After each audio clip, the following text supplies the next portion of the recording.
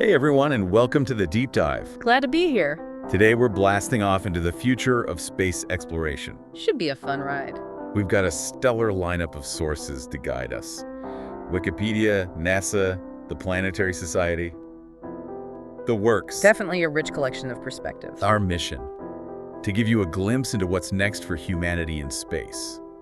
The cutting-edge tech, the ambitious missions, the big questions. It's all on the table. So first things first, why explore space at all? Right, it's a good place to start. I mean, the motivations behind it, they've changed a bit, haven't they? Yeah, it's not just about planting flags anymore, is it? Not at all. Like Alvaro Munavar talks about, it's about long-term survival now, ensuring humanity has a future, even if, well, you know. Catastrophe on Earth. A backup plan for the species. Exactly. Space colonization isn't just a sci-fi dream anymore. It's, well, almost an insurance policy. Makes sense. Yeah. And there's the whole space resources thing, too. Yeah. Mining asteroids for valuable minerals, water. Oh, absolutely. Asteroids, they're like gateways, really. Resource hubs for missions further out, like to Mars. So they're not just about bringing wealth back to Earth. No. Think of them as interplanetary pit stops. Gas stations in space, so to speak. And this ties into research on those longer space flights, you know, the kind we'll need to reach those far-off places. It's a crucial link. We've got a lot to cover there, it sounds like. For sure. What about the stuff happening right now, like the International Space Station? I was reading about research they're doing up there on treatments for muscular dystrophy. Yeah. Pretty remarkable. Margas Sahayam's work, right? It is. Shows you how space exploration can benefit us here on Earth, too. It's not all about escaping it. Not at all. And the other interesting shift is from competition to collaboration. Right. We're seeing countries teaming up, sharing resources, knowledge. It's a global effort now. India, China, the US, Russia, plus all the private companies jumping in. It's a whole new playing field. Okay, so let's talk missions. The nitty-gritty. What are we actually doing out there? Well, we can split it up. Robotic missions, then human ones. Sounds good to me. Let's start with the robots. Got stuff happening close to home and, well, incredibly far away. Like that breakthrough Starship thing. Sending tiny spacecraft to Alpha Centauri. That's mind-blowing. Yeah, that's one way to put it. Privately funded, aiming for another star system, using light sails, powered by lasers. Lasers. Seriously. Yep. Paul Gilster's laid it all out. It's ambitious, to say the least. It's, the nearest star system. Exactly. A whole other level. So, closer to home, Mars is buzzing. India's got their MOM-2 orbiter up there, right? Yeah, Faust reported on that, yeah. Might even have a lander and rover this time. They're stepping up their game. Big time. Everyone wants a piece of Mars, it seems.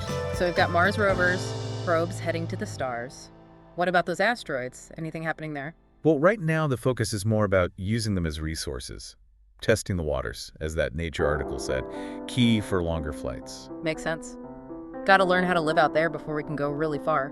Exactly. Yeah. But there are other missions out there targeting some pretty interesting spots, like Breakthrough Enceladus. Oh yeah, Saturn's moon with the icy plumes, right? Those are the ones. Michael Mandelbaum described it pretty well. They want to fly through those plumes, see what's in them, looking for signs of life. Wow, another privately funded one. Yep. Shows you how things are changing. It does. So much happening out there.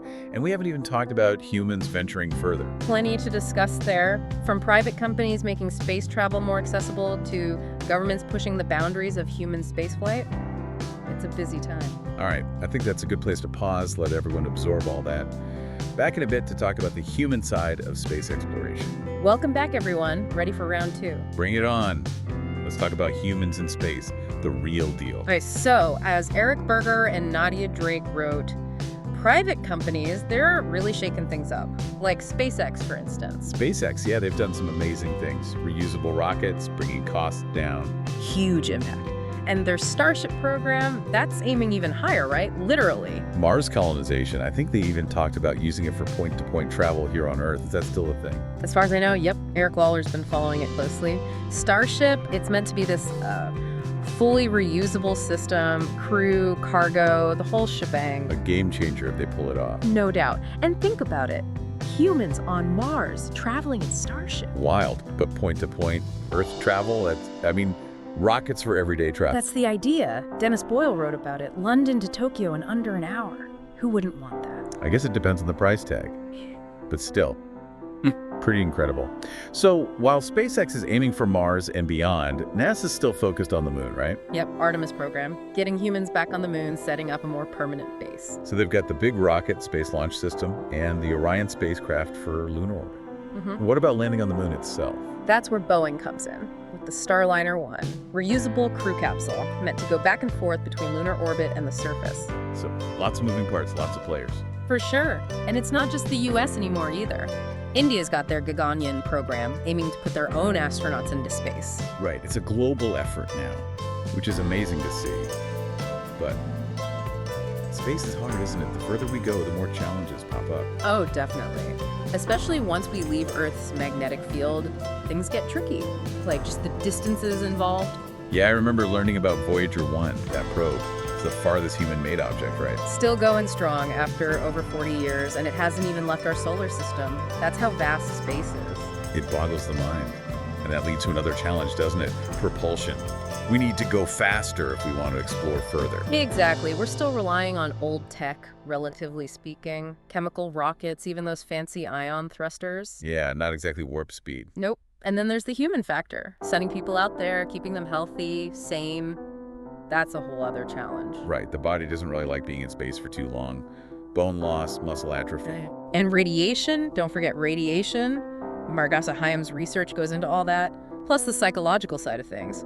Stuck in a tin can for months, years. Yeah, not everyone's cut out for that. We need to figure out how to make it sustainable. We can learn from past attempts, too, like Biosphere 2, that experiment back in the 90s. The one where they tried to create a closed ecosystem. That's the one. Didn't go perfectly, but taught us a lot about the challenges of, replicating Earth in a bubble. Important stuff for long-duration space missions. Makes sense. So we're talking about advanced life support, shielding from radiation, psychological support. We're going to need it all. And that's where things like AI and robotics come in, I think. Oh yeah, AI. That's got to be a game changer for space exploration, right? Huge potential, helping us overcome some of these hurdles, pushing the boundaries further. Give us some examples. What's actually happening in that realm? Well, NASA, for instance, they're experimenting with autonomous systems. Decision-making without humans in the loop, like that autonomous science experiment they did. A satellite making its own decisions. That's kind of freaky, isn't it? A little bit, yeah, but pretty impressive. Basically, the satellite analyzed data, then adjusted its mission based on what it found. Real-time decision-making. Without a human going, okay, do this now. Exactly. Crucial for those far-off missions where communication delays would be a nightmare.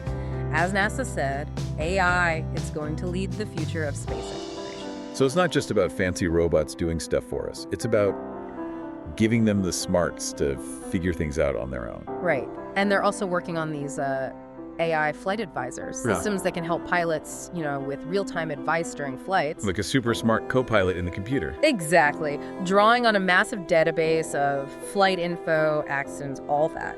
Eventually, the goal is to have fully autonomous spacecraft, able to navigate, troubleshoot, basically do it all without us. That sounds both amazing and a bit scary, to be honest. Understandable. Lots of ethical questions to ponder there. For sure. But for now, let's stick to the practicalities. What other AI applications are there? Well, there's one using AI for collision avoidance.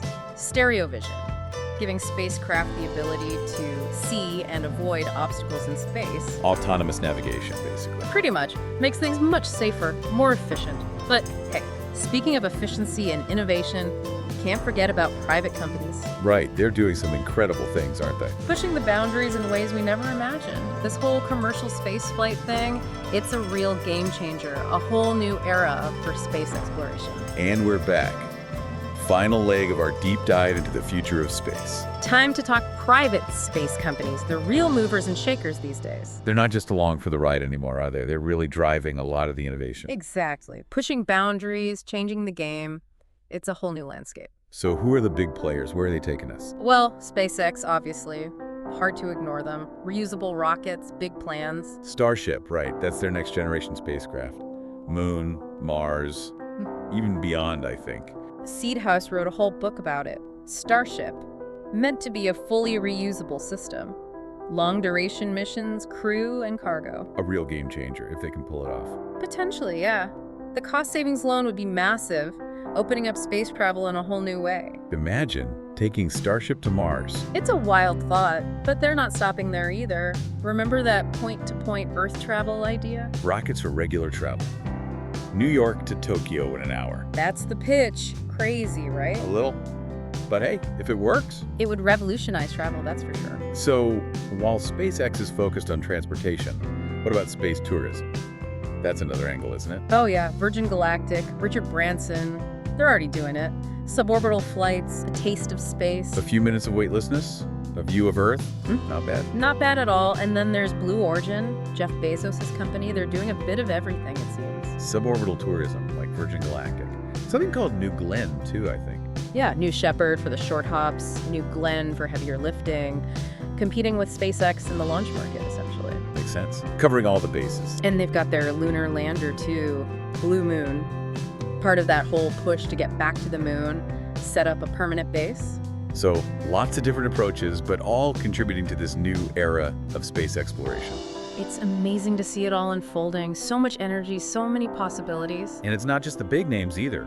Smaller companies are tackling specific challenges, like Bigelow Aerospace and those inflatable habitats. Oh yeah, those are cool. Expandable modules, more living space for astronauts. Clever stuff.